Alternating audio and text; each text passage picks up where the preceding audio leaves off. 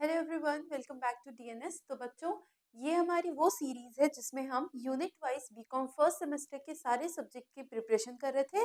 That is हम unit wise देख रहे थे कि किस पर्टिकुलर यूनिट से कैसे very short short long type questions आए हैं, या उस यूनिट से कैसे एमसीक्यूज आपके पीवाईक्यू में आपके सेमेस्टर एग्जाम्स में आए हुए हैं। अगर आपका सेमेस्टर एग्जाम रिटन होता है then also it is very important, और अगर एमसीक्यूज होता है तब भी हमने सेपरेट वीडियोस बनाई है एमसीक्यूज पे, जो कि हर सब्जेक्ट के स्पेसिफिक यूनिट से ली गई है। तो ये हमारा यूनिट 4 बिजनेस स्टैटिस्टिक का है। यूनिट 4 में हमने इंडेक्स नंबर पढ़ा था। ठीक है, यूनिट 4 में हमने इंडेक्स नंबर के बारे में पढ़ा था। तो पीवाईक्यू में 3 इयर्स के पीवाईक्यू में इंडेक्स नंबर यानी आपके फोर्थ यूनिट से रिलेटेड जो भी very short short long type questions आए हैं एग्जाम में, वो आज हम डिस्कस करेंगे। सबसे पहला सवाल है, what are the component of time series. ठीक है, यहाँ इट्स टाइम सीरीज। ये सवाल देखो, कुछ कुछ सवाल ऐसे हैं बच्चों जो आपके 5 नंबर वाले में भी पूछते हैं और लॉन्ग में भी पूछते हैं। जैसा कि प्रीवियस वीडियोस में भी मैंने आपको बताया है कि लॉन्ग क्वेश्चंस आपके कुछ पार्ट्स में डिवाइडेड होते हैं। ठीक है, तो ऐसा नहीं कि एक ही चीज बस पूछेगा और बोलेगा कि इसके बारे में 20 मतलब 4 पेज लिखो। नहीं, आपका लॉन्ग क्वेश्चंस पार्ट्स में डिवाइडेड होता है। उसी स्पेसिफिक यूनिट से या उसी स्पेसिफिक टॉपिक से कुछ दूसरे तरीके का सवाल, एक कुछ बोल देगा फिर दूसरा पार्ट में कुछ और पूछ देगा। तो वो आपसे मल्टीपल चीजें पूछता है जो लॉन्ग क्वेश्चन आपका होता है वो। तो हम पहले देखेंगे टाइम सीरीज होती क्या है, फिर हम देखेंगे उसके कंपोनेंट्स क्या होते हैं। Time series, time series data is a data that is recorded over consistent intervals of time. देखो, हमने अभी तक स्टैट्स में शुरुआती में हमने स्टैटिस्टिक देखा क्या होता है, स्टैटिस्टिकल इन्वेस्टिगेशन देखा। फर्स्ट यूनिट में हमने मेजरली थ्योरेटिकल चीजें कंप्लीट की, जो भी स्टैटिस्टिक से रिलेटेड थ्योरी वाली चीजें आती हैं वो सारी हमने कंसेप्ट क्लियर कर लिया। देखो बच्चों, स्टैट्स में आपका first unit is very important. ठीक है, क्योंकि ओवरऑल आपका जो पेपर देखा जाता है वो ज्यादातर मतलब आपका 60% वेटेज आपका फर्स्ट यूनिट का ही होता है। बाकी आपसे आपका ऑप्शंस में क्वेश्चंस होते हैं, तो बाकी यूनिट्स के भी होते हैं, बट हाँ, अकॉर्डिंग टू मी आपका फर्स्ट यूनिट बहुत इंपॉर्टेंट होता है। कंपैरिजन टू बाकी के यूनिट्स, फर्स्ट यूनिट आपका बहुत लॉन्ग, बहुत लेंथी है भी, बड़ा यूनिट है वो, और वो इम्पोर्टेंट भी है। देखो, और आपके जो लॉन्ग, एक तो ये बात हो गई कि फर्स्ट यूनिट इज इम्पोर्टेंट। दूसरी बात ये कि आपके जो लॉन्ग क्वेश्चंस होते हैं वो आते हैं, आपके ऑप्शंस होते हैं, 4 क्वेश्चन आता है लॉन्ग में। ठीक है, लॉन्ग में आपके 4 क्वेश्चंस आते हैं, ठीक, जिसमें से आपको 2 करना होता है 4 में से। अब ये 4 क्वेश्चन पता है कैसे आते हैं, आपका यूनिट 4 यूनिट है ना, 1 2 3 4 4 यूनिट्स हैं आपके। अब हर एक यूनिट से एक सवाल पूछा जाएगा। ठीक है, तो आप अपनी प्रिपरेशन देखो, करना तो आपको दो ही है। दैट मीन्स कि अगर आप चाहो तो फर्स्ट यूनिट एकदम अच्छे से पढ़ लो, मतलब इतना अच्छे से कि आप लॉन्ग एक अगर कोई सवाल पूछ दिया तो आपको उसमें हर पॉइंट आना चाहिए, हर एक बात आपको पता होनी चाहिए। आप 4 पेजेस आप लिखने के कैपेबल हो, इतना अच्छे से पढ़ना है।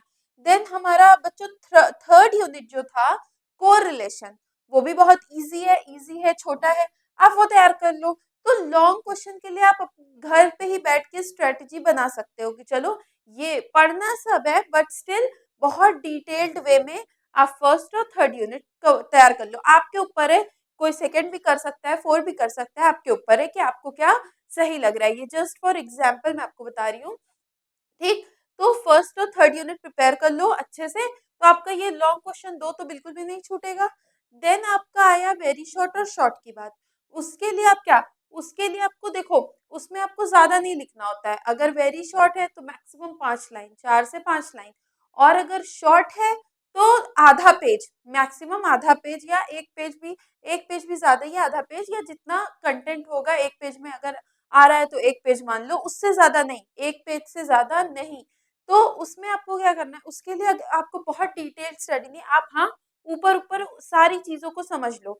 ठीक है, सारी चीजों को देख लो। हाँ, एक भी टॉपिक आप छोड़ना नहीं, एक भी कंसेप्ट, एक भी चीज आपको छोड़नी नहीं है। क्यों?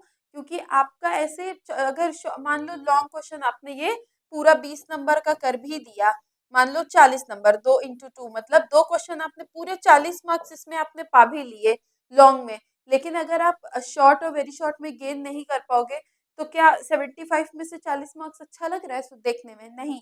तो प्रिपेयर आपको हर एक टॉपिक करना है, हर एक चीज़ करनी है। बट हाँ, लॉन्ग क्वेश्चन के लिए सिर्फ जब बात की जाए तो आप किसी स्पेसिफिक 2 यूनिट पे ज़्यादा फोकस कर सकते हो। ठीक है? सिर्फ लॉन्ग क्वेश्चन की जब बात की जाए तो किसी 2 यूनिट पे आप ज़्यादा डिटेल्ड वाइज़ फोकस करके पढ़ सकते हो। बाकी टाइम मैनेजमेंट, कहाँ कितना टाइम देना है, कैसे देना है क्लासेस में, और ऐसे भी मैंने बताया है कि शॉर्ट वाले पे बहुत ज़्यादा बच्चों को आता रहता है, वो ईज़ी डायरेक्ट क्वेश्चंस होते हैं, तो बच्चे उस पे बहुत ज़्यादा टाइम इन्वेस्ट कर देते हैं। तो वहाँ आपको बहुत ज़्यादा टाइम नहीं देना है क्योंकि फिर आपका ये लॉन्ग वाला पोर्शंस जो है वो छूट जाएगा। तो देखो, जैसे ये सवाल आपका पूछा गया है, तो ये आपका 2 नंबर में भी पूछ सकता है, ठीक है? अभी देखो आगे इस सवाल का, देखो यहाँ पे आगे इस सवाल को और बढ़ाया गया है, लॉन्ग क्वेश्चन के हिसाब से भी डिज़ाइन किया गया है, शॉर्ट के हिसाब से भी। 2 नंबर में आपसे पूछ सकता है ना कि नॉट कंपोनेंट्स, आपको पूछ देगा what is time series? Time series क्या होती है? चलो, टाइम सीरीज़ डेटा वो डेटा होता है जो एक कंसिस्टेंट मतलब जो रेगुलर बेसिस पे चीज़ें हो रही हैं, ठीक है? जैसे 1 महीने पे 1 महीने की मतलब जनवरी को 15 तारीख को हुआ, फ़ेब को 15 तारीख को हुआ, मार्च को 15 तारीख को हुआ, तो कंसिस्टेंसी मतलब वो चीज़ें लगातार होती रहती हैं, ठीक है? Cross sectional data consist of several variables recorded at same time. अब उसमें क्रॉस सेक्शनल डेटा कंसिस्ट क्या करता है? बहुत सारे वेरिएबल जो एक समय पर रिकॉर्ड होते हैं वो। और pool data is combination of both time series data and cross sectional data. तो पूल डेटा क्या होता है? देखो 3 टर्म्स यहाँ आए। पहला आया आपका टाइम सीरीज। टाइम सीरीज क्या हो रहा है? जो एक रेगुलर इंटरवल पे चीज़ें डेटा रिकॉर्ड होता है उसको टाइम सीरीज बोलते हैं, ठीक। क्रॉस सेक्शनल डेटा क्या होता है? जब बहुत सारे वेरिएबल्स एक ही समय पर रिकॉर्ड होते हैं, दो अलग अलग चीजें, ठीक। पूल डेटा क्या होता है? जब ये टाइम सीरीज वाले डेटा और क्रॉस सेक्शनल वाले डेटा दोनों कंबाइंड हो जाते हैं तो उनको हम पूल डेटा बोलते हैं। देखो, कुछ कुछ आपके स्टैट्स में जो इंडेक्स नंबर, ये लास्ट यूनिट आपका ये है, देखो बच्चों, इसमें क्या है, टू द पॉइंट मतलब फैक्चुअल चीजें हैं, वो आपको एज इट इज लर्न करनी पड़ेगी, दिमाग में बैठाना पड़ेगा कि हाँ ये होता है, इसको करने से ये होता है, इसका फॉर्मूला ये होता है।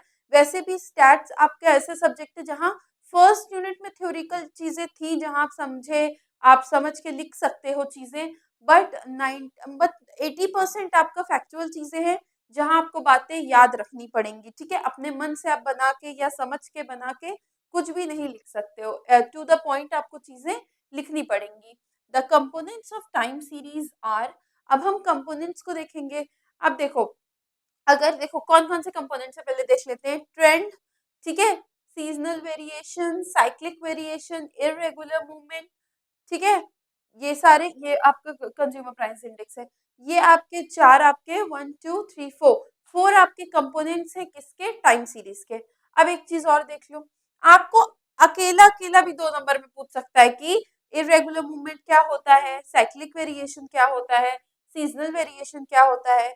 देखो बच्चों, हमने हर यूनिट के वाइज आपका सवाल किए हैं, क्वेश्चंस किए, तो उस यूनिट से या उस जो सवाल आया है उसके आसपास से जो भी क्वेश्चन बन सकता है वो सब हम देखते हुए तब आगे बढ़ेंगे, ठीक है। तो देखो 2 नंबर में ऐसे करके पूछ सकता है, और बच्चों 5 नंबर वाले में ये पूरा पूछ सकता है। ये जो सवाल था ना हमारा, ये जो सवाल था ना, ये पूरा 5 नंबर वाले में पूछ सकता है। और कैसे पूछ सकता है? आपका लॉन्ग क्वेश्चन के किसी एक पार्ट में पूछ सकता है। लॉन्ग क्वेश्चन होता है ना, मैंने बताया था कि 2 3 पार्ट में 2 3 चीजें पूछी रहती है। व्हाट आर टाइम सीरीज क्या है, उसके कंपोनेंट्स क्या है, उसके मेरिट्स क्या है, 2 3 पार्ट में आपका लॉन्ग क्वेश्चन डिवाइडेड होता है। तो उसके किसी एक पार्ट में भी मे बी आपको टाइम सीरीज के कंपोनेंट्स के बारे में पूछ दे, ठीक है। तो इस तरीके से हो गया आपका। बस ये है कि जो यूनिट अगर लॉन्ग क्वेश्चन के लिए, जैसा कि मैंने आपको यूनिट वाइज बताया कि आपको 2 यूनिट आप एकदम अच्छे से प्रिपेयर कर सकते हो, मीन्स कि बहुत डीपली आप उसको प्रिपेयर कर सकते हो कि आपको उसका वर्ड बाय वर्ड हर एक चीजें आनी चाहिए। और ये आपका ऐसा नहीं कि स्टैट्स के लिए, ये आपके बाकी सब्जेक्ट्स के लिए भी है, ठीक है। चलो, ये हो गया हमारा। देन अब ट्रेंड देख लेते हैं, ये क्या होता है।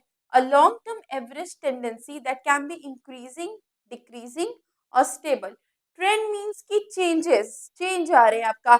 इंक्रीज हो रहा है, नहीं बोलते कि ट्रेंड चेंज हो गया, अब ये चीजें चल रही हैं, अब वो चीज नहीं चल रही है, वो चीज बंद हो गई। ठीक है, तो वही सिंपल बात वही है कि long term tendency, average tendency, long मतलब ये ऐसा नहीं होता कि एक दो दिन की बात होती है, कई साल बहुत लॉन्ग टर्म की बात होती है कि अच्छा उतने समय तक ये चला, अब ये बंद हो गया। तो वही इंक्रीजिंग, डिक्रीजिंग और स्टेबल। स्टेबल मीन्स की चीजें रुक जाना, स्टेबल हो जाना, स्थिर हो जाना। सीजनल वेरिएशन क्या हो रहा है?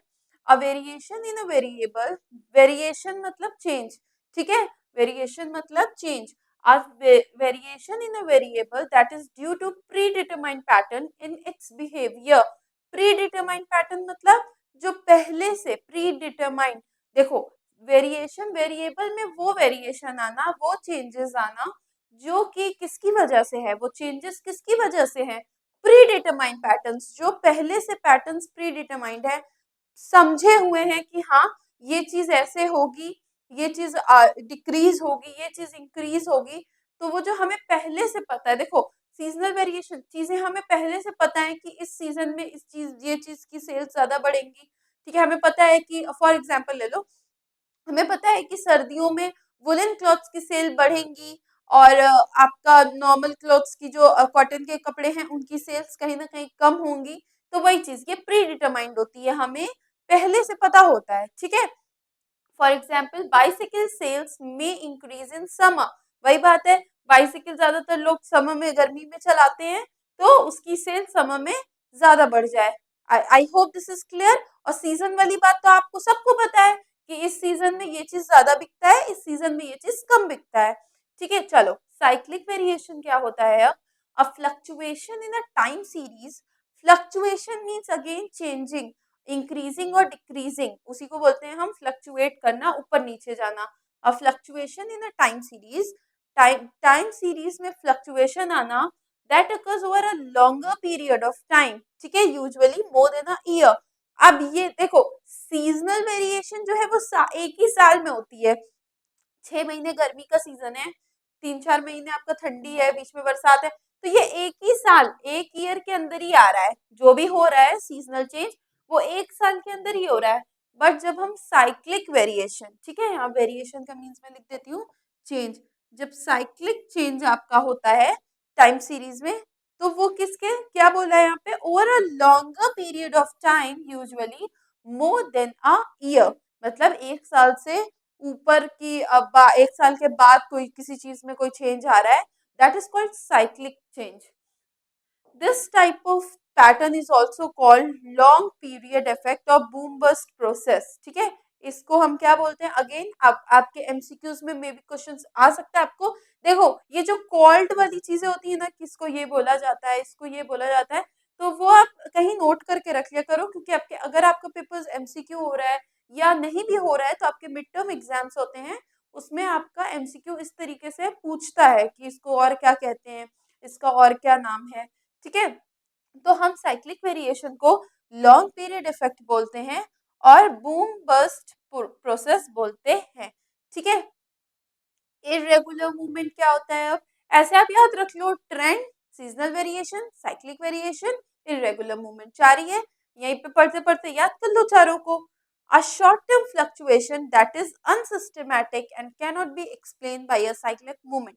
देखो ये वो फ्लक्चुएशन है, ये वो चेंजेस है जो सिस्टमैटिक नहीं है, मतलब ऐसा नहीं कि एक साल या 6 महीने या एक रेगुलर ट्रेंड के हिसाब से, नहीं, वो कभी भी होती है। हाँ, आपको पता नहीं है, वो कभी भी कुछ भी हो सकता है, तो अनसिस्टमैटिक है।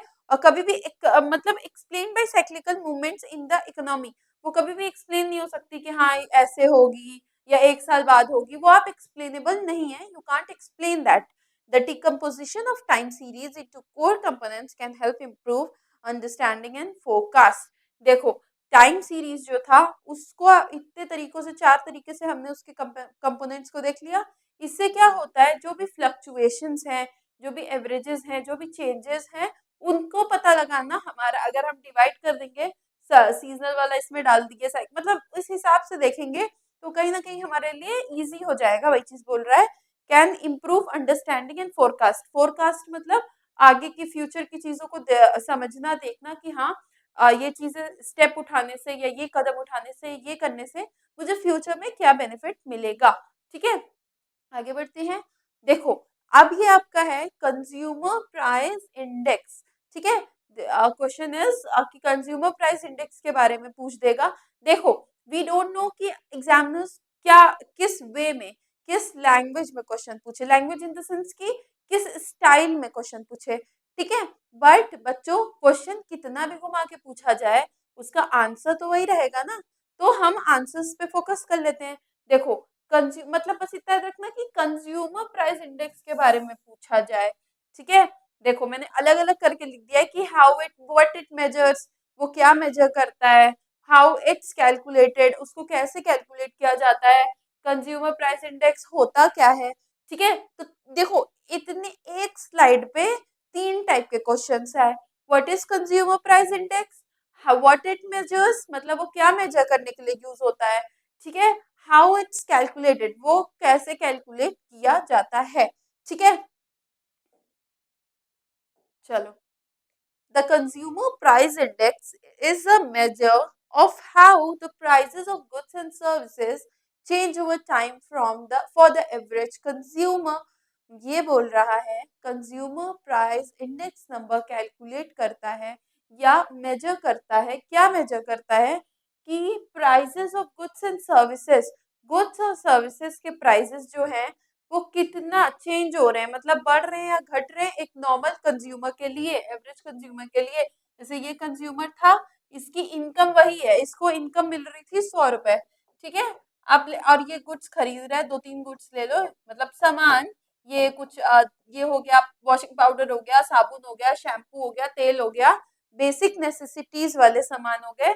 तो वो देखेगा कि इसकी इनकम तो यही है, बट प्राइसेस जो गुड्स के थे वो कितना बढ़े या कितना घटे, क्या हुआ, ये सारी चीजों को कैलकुलेट करने के लिए हम क्या यूज करते हैं, कंज्यूमर प्राइस इंडेक्स नंबर, ठीक है।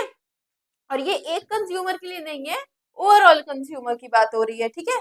यहाँ एग्जाम्पल में मैंने एक कंज्यूमर दिया। What it measures, the CPI measures the average change, CPI means consumer price index number. ये भी एमसीक्यू में पूछ सकता है। देखो बच्चों, बहुत बेसिक सवाल आते हैं, ठीक है। ऐसा नहीं कि बहुत कुछ टफ, बहुत अलग सा कुछ पूछ देता है, नहीं। बस जो बच्चे पढ़े होते हैं उनके लिए चीजें इजी है, जो नहीं पढ़ा है वो बोलेगा कि पेपर बहुत टफ है, पता नहीं कहाँ से आया था। लेकिन जिन बच्चों ने तैयारी की है, जिन बच्चों ने प्रिपेयर किया है, चीजें पढ़ी हैं डिटेल्ड में जाके, तो उनके लिए पेपर बहुत आसान होता है और डायरेक्ट क्वेश्चंस पूछता है। ऐसा नहीं कि आपका जैसे बोर्ड में या कहीं भी आपको थोड़ा सा घुमाता फिराता था, यहाँ आपको डायरेक्ट सवाल पूछे जाते हैं, ठीक है। कि बताओ ये क्या होता है, ये क्या है, इसका ये क्या है। बस शर्त ये कि आपको पॉइंट वाइज हर चीजें पता होनी चाहिए और आपके कंसेप्ट, देखो आपका कंसेप्ट क्लियर होगा। ऐसा नहीं है कि आपको हर एक पॉइंट रटना है, रटने की जरूरत नहीं। आप रटोगे भी तो कितना रट लोगे, 4 सब्जेक्ट 3 सब्जेक्ट का सारी कहानी तो रट पाओगे नहीं किसी भी तरीके से। बस इनका मेन मकसद ये है इसका कि आपको चीजें, आपका कंसेप्ट क्लियर होना चाहिए, ठीक है। अगर आपका कंसेप्ट क्लियर है, आप बातें समझ रहे हो, कुछ चीजें देखो बच्चों फैक्चुअल होती है जो एज इट इज आपको याद करनी पड़ती है, बट 80% चीजें कंसेप्ट बेस्ड है, 20% चीजें आपको याद करनी पड़ेंगी। ये हर जगह है, हर सब्जेक्ट हर फील्ड में है कि कुछ चीजें ऐसी हैं जो आप समझ के लिख सकते हो, बट कुछ चीजें ऐसी हैं जो आपको याद रखनी पड़ेंगी कि ये होता है, इसका मतलब ये होता है। बट अगेन, इस 20% में भी अगर आप 2-3 बार रिवीजन कर लो, रिवाइज कर लो, समझ लो, तो ये भी आपको एकदम अच्छे से याद हो जाती है। ऐसा नहीं कि कुछ बहुत दिक्कत है या रटना है, ऐसा कुछ नहीं है। वो 2-3 बार रिवीजन से आपका ये अच्छे से प्रिपेयर हो जाता है, अगर आपने समझा है और 2-3 बार रिवीजन कर लिया है, ठीक है। तो इसमें ये जो क्वेश्चंस हैं, जो चीज़ें, बातें हैं, ये सब आप ऐसे ही इस वीडियो में आप देख रहे हो, देन आप लिख लेना, क्वेश्चंस को आप देख लेना एग्जाम के पहले भी। बाकी जैसे यूनिट वाइज मैंने बताया है कि यूनिट 1 से ज़्यादा वेटेज होता है आपका। देन लॉन्ग क्वेश्चन के लिए आप 2 यूनिट को अच्छा डिटेल्ड में कर सकते हो लॉन्ग क्वेश्चन के हिसाब से। बाकी पढ़नी आपको चारों यूनिट है। देखो, दो आपके लॉन्ग क्वेश्चन के लिए 2 यूनिट आप डिटेल में प्रिपेयर कर लोगे, ठीक है। तो मतलब 2 यूनिट का तो शॉर्ट वर्ड सब कवर हो गया। बाकी की जो बची हुई 2 यूनिट होगी, 2 तो एकदम अच्छे से हो गई आपकी, लॉन्ग के हिसाब से आपने किया, तो उसमें शॉर्ट, वेरी शॉर्ट, एमसीक्यू सब इंक्लूड हो गया। ये 2 का तो काम खत्म, अब बची सिर्फ 2। अब इस 2 को अब क्या करो, बहुत ज्यादा डिटेल्ड में नहीं, बट हर चीज को, जैसे इसमें मान लो 2 यूनिट में से एक यूनिट में 4 टॉपिक है, ठीक है, 4 टॉपिक है फॉर एग्जाम्पल। अब ऐसा नहीं मैं कह रही हूँ कि पूरे टॉपिक को डिटेल्ड में एकदम नहीं, यहाँ स्मार्ट वर्क करना है। क्या स्मार्ट वर्क? देखो इससे आपको एक तो कम टाइम में आप बहुत अच्छा प्रिपेयर करके मार्क्स गेन कर सकते हो। देखो क्या है, मान लो अब 2 यूनिट आपका बचा है, ठीक है, दो आपने बहुत डिटेल्ड में प्रिपेयर कर लिया है। अब इसमें आप क्या करो, इस टॉपिक को देखो पढ़ो, मतलब हेडिंग वाइज टॉपिक वाइज चीजों को बस देख लो, समझ लो कि अच्छा इसका मतलब ये होता है, इसका फीचर ये है, बस। बाकी डिटेल्ड, बहुत डिटेल्ड वे में आपको इतना मतलब सब कुछ ऊपर ऊपर देखना है, बट बहुत ज्यादा लेंदी या लॉन्ग वे में आपको चीजें याद नहीं रखनी है, ठीक है। तो आपके लिए कहीं ना कहीं आपका दिमाग आपको मेंटली, देखो पढ़ हम सब रहे हैं, हमने कुछ भी नहीं छोड़ा, लेकिन एक मेंटल होता है ना आपका कि अभी आप सोचो कि यार चारों यूनिट पढ़ना है, फिर ये सोचते-सोचते ही आधे बच्चे नहीं पढ़ पाते हैं। बट अगर आप इस तरीके से स्ट्रैटेजी बनाओगे कि चलो पहले 2 अच्छे से पढ़ लेते हैं, फिर 2 को ऊपर-ऊपर चीज़ों को हर एक टॉपिक को देख के समझ लेंगे, तो ये आपका एक मेंटली आप स्टेबल हो जाओगे, आपके पास एक स्ट्रैटेजी होगी, तब आपका उसको पढ़ने का मन भी करेगा, ठीक है? चलो, CPI measures the average change in prices for a representative basket of consumer goods। ये क्या बोल रहा है कि सीपीआई मेजर करता है, क्या मेजर करता है? एवरेज चेंज इन प्राइसेस, कैसे प्राइसेस बढ़ रहे हैं या घट रहे हैं, for a representative basket of consumer goods and services. मतलब कुछ कुछ कंज्यूमर्स के हिसाब से मतलब कुछ कंज्यूमर्स को ऐसा लेके रिप्रेजेंटेटिव मतलब लेके कंज्यूमर गुड्स को लेके और सर्विसेज को लेके वो मेजर करता है कि प्राइसेस में कितना चेंज आया है, प्राइसेस बढ़ी है घटी है, क्या चेंज आया है। It's a way to measure inflation. Inflation मतलब महंगाई, ठीक है, इन्फ्लेशन मतलब महंगाई, ठीक। और बच्चों ट्राई क्या करो कि अपने आंसर्स में थोड़े से अच्छे कीवर्ड्स और ये सारी चीज़ों को इंक्लूड करो, ठीक है। कॉमर्स में देखो बातें ईज़ी होती हैं, ठीक है, बातें ईज़ी होती हैं, आपकी डेली लाइफ बेसिस वाली चीज़ें होती हैं, आसानी से समझने वाली चीज़ें होती हैं, कुछ बहुत प्रैक्टिकल या कुछ ऐसी बहुत डिटेल्ड वे चीज़ नहीं होती है, बट स्टिल यहाँ क्या मैटर करता है, the way you right, the way you express your answers, आप कैसे लिखते हो, आप कैसे अपनी बातों को, अपनी चीज़ों को एक्सप्रेस करते हो, ठीक है। चलो, इन्फ्लेशन, ये देखो एक सीधा सा तरीका है क्या मेजर करने का, महंगाई, ठीक है, as consumer experience in their daily life. जो कंज्यूमर डेली लाइफ में अपनी महंगाई, जैसे मैंने एग्जांपल अभी बताया था, वैसे ही कि क्या महंगाई फेस करनी पड़ रही है कंज्यूमर को, इसका इसीलिए ये सीपीआई इंडेक्स, सीपीआई मेजर करता है चेंज इन प्राइस। चलो, how it's calculated? The CPI is calculated as a weighted average of the percentage price, ठीक है, changes for a specific set of consumer product. The weights reflect the relative importance of each। देखो how it's calculated, ये सारी जो चीजें हैं, CPI का calculation, questions, ये सारी चीजें हमने अपने बैच में की है, तो जो बच्चे इनरोल्ड हैं बैचेस में उन्होंने देखा होगा। बाकी आप जैसे यहाँ हम बस आपको अब क्वेश्चंस बता रहे हैं, आपको कैसे you have to express it, आपको ये सारी चीजें समझा रहे हैं, ठीक है बच्चों। इस एक चीज और मैं आपको बता दूं कि आपका जो फ्री पीडीएफ नोट्स होगा, ये जो टाइम सीरीज है, ये जो टाइम सीरीज, ये सारी चीजें हम पढ़ रहे हैं यूनिट 4 का, और हमने अब प्रीवियस मतलब सारे सब्जेक्ट बीकॉम के फर्स्ट सेमेस्टर के सारे सब्जेक्ट्स की अपना यूनिट वाइज चीजें की हैं, जैसे कि very short long type questions किए हैं, एमसीक्यूज किया है, इंपॉर्टेंट टॉपिक्स किए हैं, एंड देन आपका first unit as a demo class आपके लिए फ्री था। तो इन सारी चीजों की आपको फ्री नोट्स आपको डीएनएस एडुकेयर ऐप पे मिल जाएंगी, ठीक है। डीएनएस एडुकेयर ऐप पे ये सारी चीज़ें आपको, ये ऐप आपको प्ले स्टोर से डाउनलोड करनी है, देन आप फ्री स्टडी मटेरियल वाले सेक्शन पे क्लिक करना, देन वहाँ पर आप बीकॉम फर्स्ट सेमेस्टर पे क्लिक करोगे, आपको वहाँ से सारी फ्री पीडीएफ नोट्स मिल जाएंगी, ठीक है। चलो आगे बढ़ते हैं। Explain with example the moving average method of estimating trend.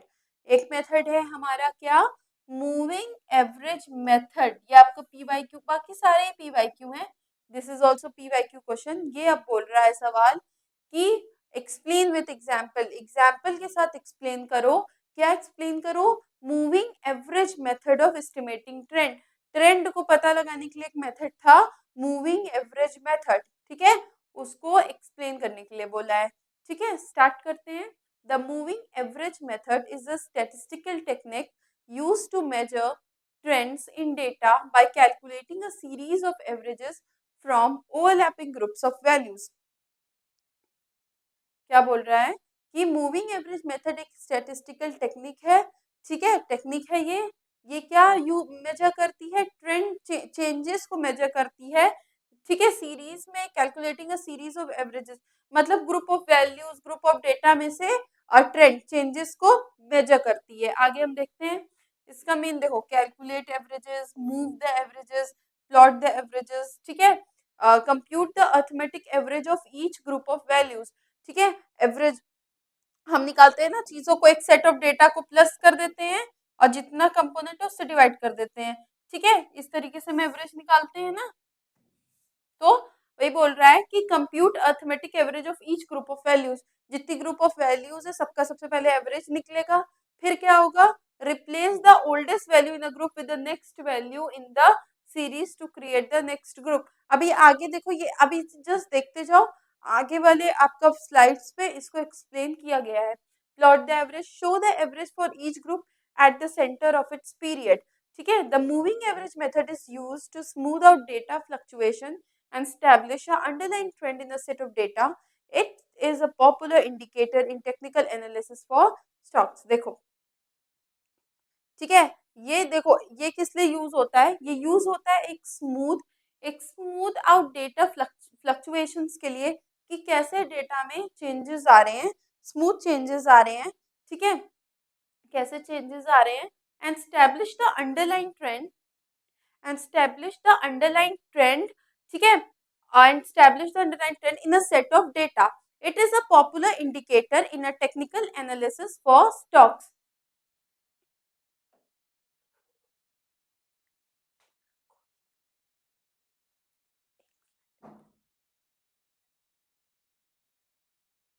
चलो, here are some things to know about moving averages।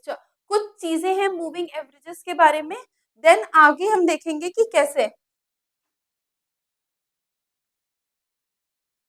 Moving average. चलो, time period, trend identification and other methods. Moving averages can be calculated for any time period such as day, week, month, quarter और year. Some common time periods include 15 days, 20 days, 30 days, 50 and 200 days. क्या बोल रहा है कि time period, moving averages जो है वो time period के हिसाब से भी कैलकुलेट हो सकता है, जैसे कि दिन, वीक, मंथ, क्वार्टर, या टाइम पीरियड जैसे 15 दिन, 20 दिन, 30 दिन, 50 दिन और 200 दिन, ऐसे करके, मतलब सबसे पहली बात यही है कि टाइम पीरियड के हिसाब से कैलकुलेट होता है। दूसरा, moving averages help traders identify the direction of trends because prices rarely move in a straight line. Moving averages जो है वो हेल्प करते हैं ट्रेडर्स की आइडेंटिफाई करने में, क्या आइडेंटिफाई करने में, डायरेक्शंस को आइडेंटिफाई करने में, ठीक है, ट्रेंड, और because prices rarely move in a straight line, जो प्राइजेस है वो रेयरली मूव करती हैं एक स्ट्रेट लाइन में, मतलब प्राइसेस ऐसा नहीं है कि बस ये प्राइस हो गया तो वही फिर आगे के लिए भी रहेगा, नहीं, प्राइसेस एक स्ट्रेट लाइन में मूव नहीं करती हैं, प्राइसेस बढ़ती हैं, घटती हैं, ठीक है, ये सारी चीजें प्राइसेस के साथ होता है, उनकी डायरेक्शंस होती हैं, तो ये सारी चीजों को देखने के लिए भी ये ट्रेंड आइडेंटिफिकेशन होता है। Other methods for measuring trend include regression, free hand, graphic method, semi average method. तो ये सारे मेथड्स भी हैं जो आपका ट्रेंड को मेजर करने के लिए होता है, ठीक है, ट्रेंड मतलब वही इंक्रीज डिक्रीज, ठीक। देखो, मैंने जैसा बोला था कि आगे आपका पूरा डिटेल्ड में अगेन मूविंग एवरेज मेथड को डिटेल्ड में एक्सप्लेन किया गया है।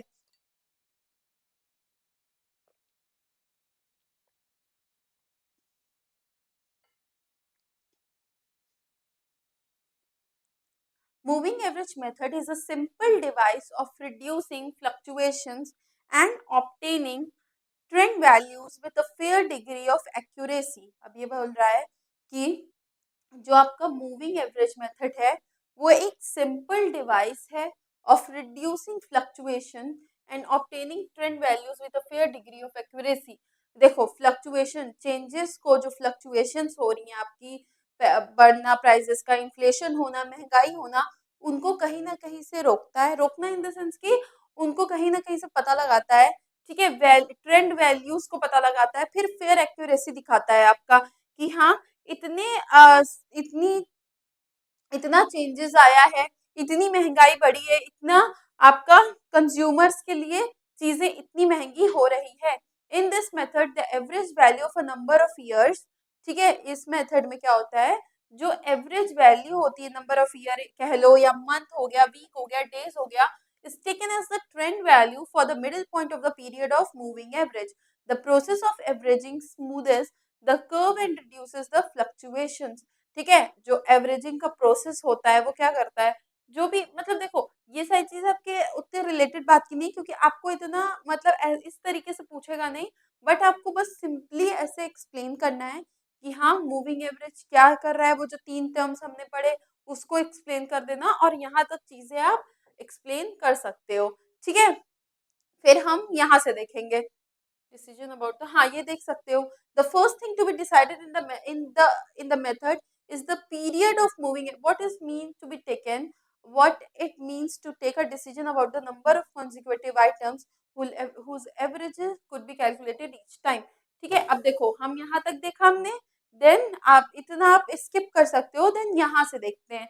ठीक है, suppose it has been decided that the period of the moving average would be 5 years or months or weeks or days. ठीक है, जैसा भी केस हो उस हिसाब से आप ले लो कि जो पीरियड ऑफ मूविंग एवरेज है वो 5 साल का है, हम भी 5 साल ले लेते हैं, या 5 दिन, या 5 हफ्ता, या 5 महीना।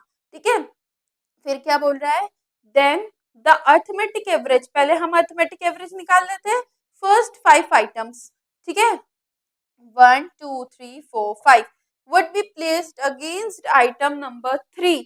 आइटम नंबर 3 के आगे सारी चीजों को आपको प्लेस करना है। ठीक है,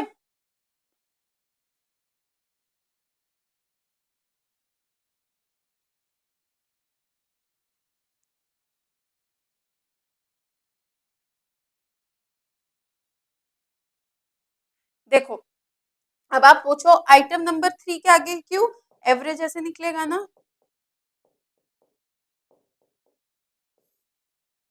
और टोटल कितना है 1 2 3 4 5 प्लस कर दो 15 आएगा। ठीक है, 5 3 15। ठीक, तो नंबर 3 के आगे आपको सारी चीजों को प्लेस करना है, फिर आप क्या करोगे, then the arithmetic average of the item number, तब आप 1 को हटा दो, फिर इतना लो 2 3 4 5 and 6 would be placed against the item number 4। ऐसे ही करके एक आगे से इधर हटाओ, उसको उधर की तरफ आगे बढ़ाते रहो, वो 4 की सामने प्लेस होगा। This process will be repeated till the arithmetic average of the last 5 items have been calculated. आखिरी 5 आइटम्स के जब तक कैलकुलेट नहीं हो जाते हैं तब तक ये प्रोसेस, मतलब आप फिर 2 को हटाओगे 7 लाओगे, 3 को हटाओगे 8 लाओगे। ठीक है, तो लास्ट 5 आइटम्स तक 10 तक आप करते रहोगे जब तक आखिरी आपका कैलकुलेट नहीं होता, ये प्रोसेस आप करते रहोगे। बस इतना सा प्रोसेस है, इसी को मूविंग आपका एवरेज मेथड बोलते हैं। अब देखो एक चीज होती है ऑड पीरियड, एक चीज होती है इवन पीरियड। ठीक है, 2 चीजें इसमें होती हैं, एक ऑड पीरियड होता है, एक इवन पीरियड होता है, हम उसको भी देख लेते हैं। बाकी जो नीचे था मैंने आपको देखो वे ऑफ राइटिंग आपको बता दी है कैसे लिखना है। अगर आपको मूविंग एवरेज मेथड के और किसी भी मेथड के बारे में पूछ सकता है, ऐसा नहीं है कि पीवाईक्यू में मूविंग एवरेज मेथड के बारे में पूछा तो हर साल यही पूछेगा, नहीं। ये इससे देखो ऐसा नहीं कि पीवाईक्यू से तो आपके क्वेश्चंस आते हैं, सेम सेम क्वेश्चंस आते हैं, बहुत बार आते हैं, बट बच्चों पीवाईक्यू आपके लिए क्यों होता है, उसको देख के आपको क्या समझना होता है, आपको यही क्वेश्चन नहीं रट के जाना है, यही जरूरी थोड़ी ना है कि यही आए, उससे आपको समझना क्या है कि अच्छा इस तरीके से मेथड के बारे में पूछ सकता है। ठीक है, जो क्वेश्चन आपके पीवाईक्यू में होता है किसी भी एग्जाम में, जो क्वेश्चन आपके पीवाईक्यू में होता है उसके अराउंड उसके तरीके का जो भी क्वेश्चन पूछा जा सकता है वो आपको दिमाग, ये जस्ट आपके लिए हेल्प होती है, हेल्प कह लो, या एक आपके लिए बस माइंड मैपिंग होती है कि हाँ किस तरीके से सवाल पूछता है। तो किसी भी मेथड के बारे में कुछ भी पूछ सकता है, ठीक है। अगेन जो बैचेस में बच्चों ने पढ़ा है, उन्होंने सारे मेथड सारी चीजें अच्छे से पढ़ी हुई हैं, और वहीं से आप चीजें थ्योरेटिकल चीजें बताओ। इससे भी आपको थ्योरी ही पूछी थी, कोई सवाल लगाने को तो नहीं बोला था।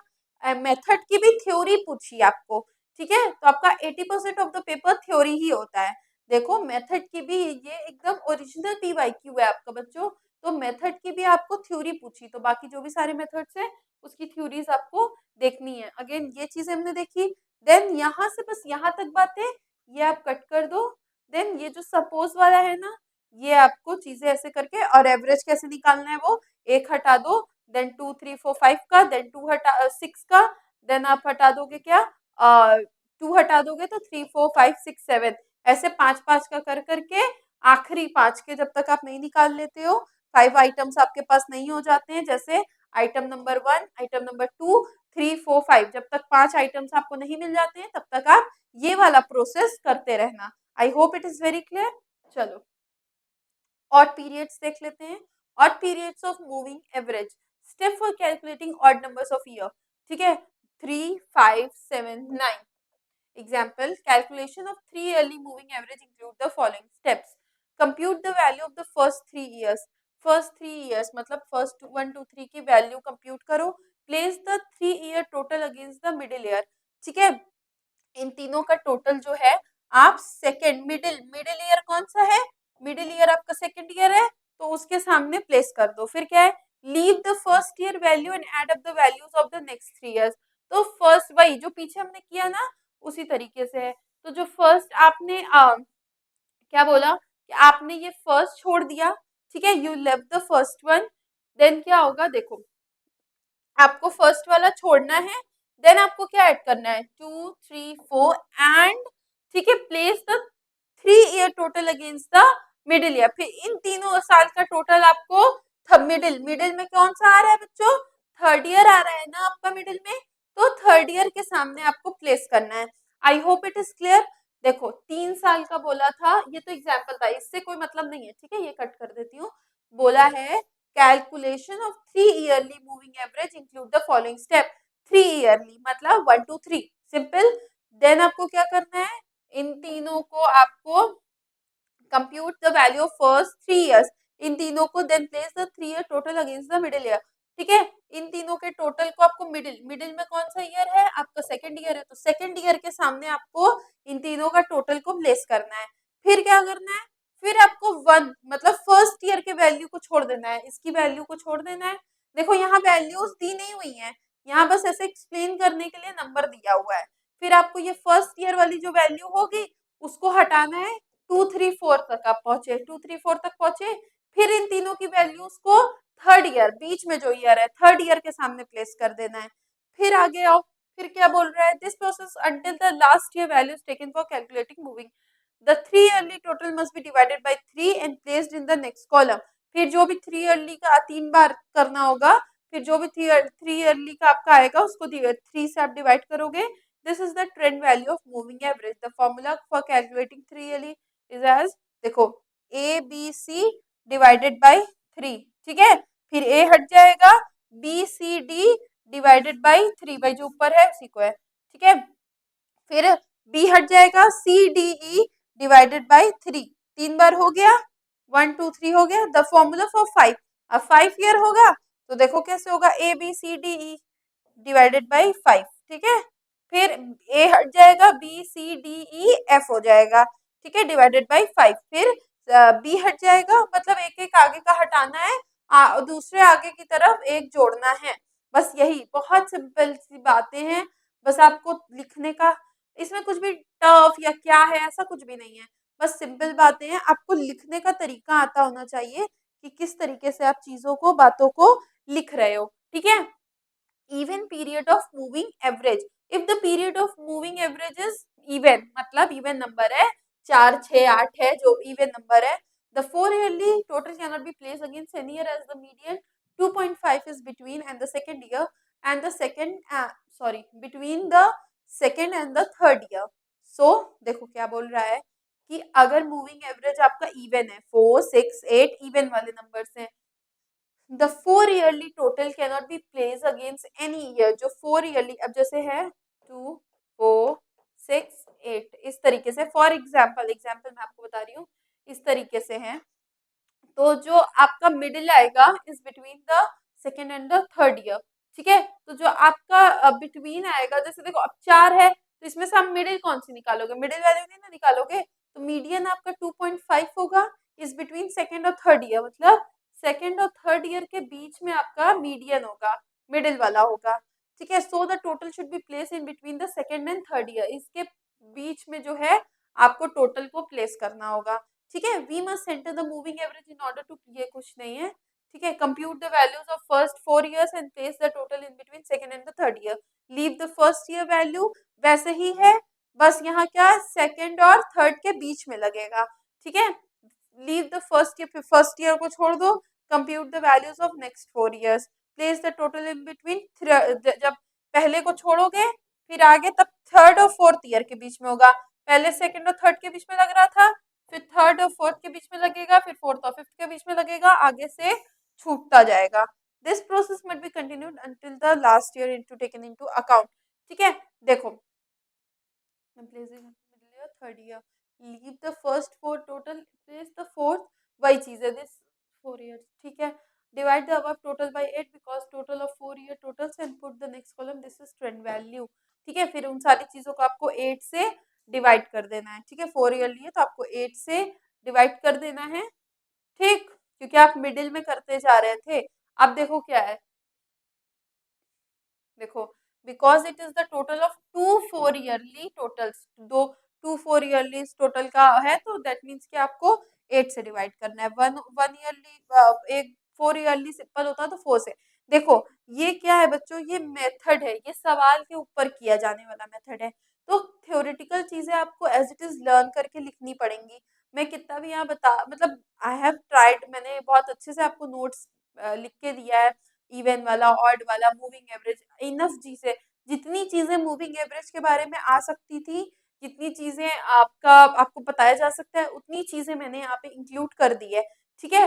बाकी अगर आपसे थ्योरेटिकल चीजें पूछती है तो इतना 5 नंबर वाले में अगर पूछ दिया तो आप इतने में भी आराम से चीजें लिख सकते हो, इससे इतना नहीं, इससे कम आप चीजें लिख सकते हो, बट यहाँ से हाँ आप ये समझो कि मेथड को एक्सप्लेन करने का भी क्वेश्चन आपके लिए आता है। What is Fisher's ideal formula for preparing index number. देखो फिशर्स का जो इंडेक्स नंबर था उसको बेस्ट भी बोलते हैं, ठीक है, आइडियल मतलब बेस्ट बोलते हैं। तो वे ये भी पूछ सकता है कि इसको बेस्ट क्यों बोला जाता है। दो तरीके के, इस टाइप के क्वेश्चन के दो तरीके के सवाल आते हैं, मतलब वही दो टाइप के क्वेश्चन बनते हैं। एक तो कि वो फॉर्मूला है क्या, दूसरा वो बेस्ट क्यों है। चलो, the method of calculating weighted index number under which the combined technique of पार्चेज and Laspeyres are used is known as, ये दो थे, इन्होंने अपना इंडेक्स नंबर दिया था, ठीक है, इन दोनों को जोड़ के एक नया बना जिसको हम बोलते हैं फिशर्स मेथड, ठीक है। In other words both the base year and the current year quantities are used as weights, ठीक है। अगेन इन इसका पढ़ोगे आप, इसका पढ़ोगे, देन आपको ये और बेहतर तरीके से समझ में आएगा, ठीक है। तो मतलब इसमें सीधी सीधी बात कह रहा है कि बेस ईयर और करंट ईयर क्वांटिटीज दोनों आपका यूज होती है एज वेट्स, ठीक है। द फॉर्मूला क्या है उसका, फिशर्स प्राइस इंडेक्स, ठीक है, पी नोट वन, ये आप उसका पी नोट वन इस तरीके से उसको डिनोट किया जाता है फिशर्स प्राइस इंडेक्स को। आपका रूट के अंदर होता है क्या, summation P one Q naught upon summation P note Q note, फिर पी वन क्यू वन, फिर पी नोट क्यू वन, ठीक है, तो इंटू 100। अब देखो बच्चों, आपको लग रहा होगा ये फॉर्मूला है, ये ऐसे क्या है, मतलब कहीं से भी आ गया है फॉर्मूला। अगेन बात आई कि ये this is just a question video, question series है, यहाँ सिर्फ आपको कैसे सवाल आए हैं वो बताया जा रहा है। Here I am trying to explain it best, but देखो कुछ चीजें आपकी कनेक्टेड वाली होती हैं, आप ये समझोगे, प्राइस इंडेक्स पढ़ोगे, तब आपको यहाँ तक बहुत अच्छे से समझ में आएगा। अगेन आई एम टेलिंग कि जिन बच्चों ने बैचेस में पढ़ा है उनको आई थिंक समझ आ रहा होगा कि हमने बहुत डिटेल्ड में सारे इंडेक्स नंबर को पढ़ा था, सबके हमने क्वेश्चंस भी लगाए थे, जो भी आपके क्वेश्चंस अवेलेबल थे, क्वेश्चंस भी हमने पीवाईक्यूज से लगाए थे, तब आपको ये सारी चीजें बहुत क्लियरली समझ में आ रही होंगी। ठीक है। अब ये मत सोचो कि क्वेश्चन वाली वीडियो से आप समझ जाओगे, नहीं, क्योंकि चीजें कनेक्टेड है। आप सवाल आपका फिशर मेथड पे ही आता है। 99% सवाल, 1% आई एम लीविंग कि मे बी कॉलेज पे डिपेंड करता है, यूनिवर्सिटी पे डिपेंड करता है, बट स्टिल 99% आपका फिशर्स मेथड पे ही सवाल आता है। बट इसको आप बेहतर तरीके से कब समझ पाओगे, जब आप इन दोनों का और आप प्राइस इंडेक्स सारी चीजों को आप डिटेल्ड में पढ़ोगे, तब आप इसको और बेहतर तरीके से समझ पाओगे और इसके बारे में लिख पाओगे। I am telling you about the batches. ये this is a batch BCom first semester Navodaya batch है ये हमारा, जो कि सेम जैसे मैंने आपको बताया कि नोट्स के लिए आप डीएनएस एडुकेयर ऐप डाउनलोड कर लो, जहां आपको फ्री नोट्स मिल जाएंगी। वहीं से आप ये नवोदय बैच में इसी ऐप से आप नवोदय बैच में इनरोल करा लो। यहाँ आपको interactive classes, doubt classes, notes, questions, unit wise चीजें, सारी चीजें जैसे मैं आपको बता रही हूँ कि हर यूनिट वाइज यूनिट में आप सिलेबस में आपके जो भी टॉपिक्स हैं, टॉपिक के हिसाब से वीडियोस हैं, चैप्टर के हिसाब से वीडियोस हैं, लेक्चर्स हैं। हर एक टॉपिक को, हर एक छोटी छोटी चीजों को कवर अप किया गया है। आपको पढ़ाते दौरान ही कैसे क्वेश्चंस आ रहे हैं, कैसे पूछे जाएंगे, सारी चीजों को एक्सप्लेन किया गया है। इस कोर्स की ड्यूरेशन 3 मंथ है, वैलिडिटी 1 ईयर है। मैं आपको जल्दी सारी चीजें बता देती हूँ ताकि हम बैक टू स्टडीज आए। और इस कोर्स का ऑफर प्राइस है 1250, 1250 एक वन टाइम पेमेंट है। आप इतनी पेमेंट करके इस बैच में इनरोल करा लो। आप अपने बीकॉम फर्स्ट सेमेस्टर के सारे सब्जेक्ट्स की प्रिपरेशन हमारे साथ कर सकते हो। बच्चों कुछ सब्जेक्ट्स ऐसे हैं जो आपके सेकेंड सेमेस्टर में भी आते हैं, फर्स्ट सेमेस्टर में नहीं है। तो इस बैच को अगर आप ले लो तो आपकी दोनों सेमेस्टर्स के लिए फायदेमंद रहेगा। ठीक है, दोनों सेमेस्टर्स के लिए आपका इजी रहेगा। तो मैंने आपको ये बता दिया, ठीक है, इसका आपको फॉर्मूला दे दिया। The Fisher's price index also called Fisher's ideal price index. ठीक है, देखो इसी से आपका सवाल पूछता है, बहुत इंपॉर्टेंट है ये। Is a consumer price index, ये सीपीआई।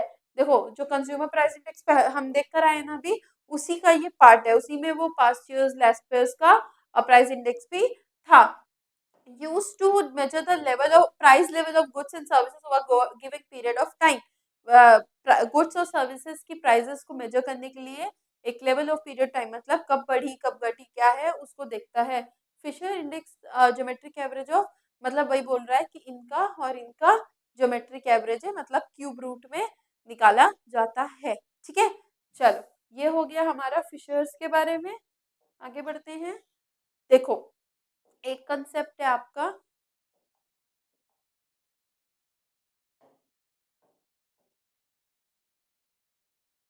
एक कंसेप्ट है बच्चों आपका time reversal and factor reversal test. ठीक है, तो इससे देखो बच्चों आपका क्या आ सकता है। आपको पीवाईक्यूज में भी इसको आपको बोला है नोट लिखने, इसको बोला है शॉर्ट नोट वाले क्वेश्चन है। 20 नंबर में आया था मे बी, या 10 नंबर में था, 20 नंबर में 20 नंबर वाले क्वेश्चन नहीं था, सॉरी 10 नहीं। तो ये आपका बोला था कि टाइम रिवर्सल टेस्ट और फैक्टर रिवर्सल टेस्ट पर आप लिखो नोट्स। ठीक है, मतलब शॉर्ट नोट लिखो। तो दोनों टेस्ट को वहाँ एक्सप्लेन किया गया है, मतलब आपको एक्सप्लेन करना पड़ेगा। Factor reversal test, this test is also suggested by Fisher. इस टेस्ट को भी फिशर ने ही बस मैं आपको देखो क्या होता है दोनों ये बता दूंगी, बाकी डिटेल यहाँ है। आप नोट्स जाके हमारे ऐप से नोट्स को ग्रैब कर लेना, वहां आप चीजें देख लेना। According to factor reversal test, the product of price index and quantity index should be equal to the corresponding value index. ठीक है, क्या बोल रहा है कि फैक्टर रिवर्सल टेस्ट के हिसाब से जो प्रोडक्ट की price, product of price index, जो प्राइस इंडेक्स का प्रोडक्ट या क्वांटिटी इंडेक्स है, ठीक है, वो सब जो सारी चीजें हैं वो वैल्यू इंडेक्स, जो मेन इंडेक्स है आपका वैल्यू इंडेक्स निकल कर आ रहा है, उससे करस्पॉन्ड मतलब सेम होना चाहिए। ठीक है, just as each formula permit the interchange of two times with the, चलो ये तो इनकी बातें हैं। दिस रिक्वायर्स द फॉर्मूला, इसका देखो फॉर्मूला ये होता है। ठीक है, ये जो आपका आ रहा है प्राइस ऑफ इंडेक्स और क्वांटिटी, ये जो दोनों चीजें आपकी आएंगी वो इसके इक्वल होनी चाहिए। ठीक है, यही after ignoring the factor 100 in each index. ठीक है, तो फैक्टर 100 आप लोगे, मतलब भाई ये दोनों चीजें इक्वल होनी चाहिए। ये आपका होता है फैक्टर इंडेक्स। बस इतना ही आपको याद रखना है। हाँ, ये आपको याद रखना है, you have to remember this. एक चीज और याद रखना कि फिशर्स इज ओनली, फिशर वाला जो फॉर्मूला है वही एकलौता फॉर्मूला जो इस टेस्ट को सेटिस्फाई करता है। ठीक है, जो इस टेस्ट को सेटिस्फाई करता है। फिर ये इसका, अब टाइम रिवर्सल क्या होता है, should be maintain time consistency by working both forward and this is called time. मतलब Fisher has pointed out that the formula for index number, Fisher ने बोला है कि जो इंडेक्स नंबर मतलब प्राइस इंडेक्स नंबर का फॉर्मूला होना चाहिए वो ऐसा होना चाहिए जो टाइम कंसिस्टेंसी को मेंटेन करा रहा है, चाहे फॉरवर्ड चाहे बैकवर्ड, जो भी चीजें हो रही है, आगे जा रहा है, चीजें पीछे जा रही हैं, ठीक है, घट रहा है, बढ़ रहा है, इंक्रीज हो रहा है, डिक्रीज हो रहा है, जो भी फ्लक्चुएशंस हो रहे हैं उसको वो क्या करे, उसको टाइम कंसिस्टेंसी मतलब एक कंसिस्टेंट वे में चीजों को फॉलो करे। तो यही आपका होता है टाइम रिवर्सल टेस्ट। तो फिशर्स का मेथड दोनों को सेटिस्फाई करता है, ठीक है। The test is that the formula for calculating, देखो इस टेस्ट का बस ये है कि ये चीजें आपका होता रहे, ठीक है।